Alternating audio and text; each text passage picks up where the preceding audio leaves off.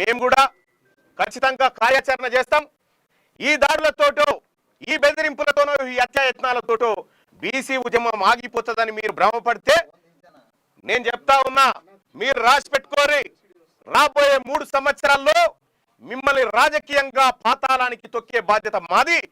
బీసీలము అణగారిన వర్గాలను ఈ రాష్ట్రంలో అధికారంలోకి రావడానికి మా ప్రయత్నంలో ఇసుమంతా కూడా తగ్గదు.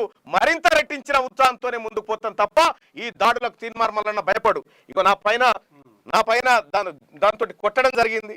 ఈ కొట్టినటువంటి నేను అడ్డుకోవడంతో మా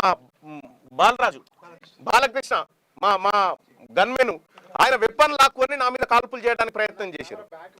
ఈ రకంగా ఒక ఎమ్మెల్సీని నేను నా పైన హత్యాయత్నం చేసేటువంటి ప్రక్రియ కల్వకుంట్ల కవిత గారు ఆయన కుటుంబం ఆమె కుటుంబం అంతా ఈ కార్యక్రమానికి తెగబడిందంటే ఇక మీరా మేమా బీసీలమా తేల్చుకుంటాం. ఈ రాష్ట్రాన్ని 10 సంవత్సరాల పాటు దోచుకున్నటువంటి కల్వకుంట్ల కవిత కుటుంబమా, తెలంగాణ రాష్ట్రంలో ఉన్నటువంటి 2.5 కోట్ల బీసీ సమాజమా ఇక తేల్చుకుంటాం మేము.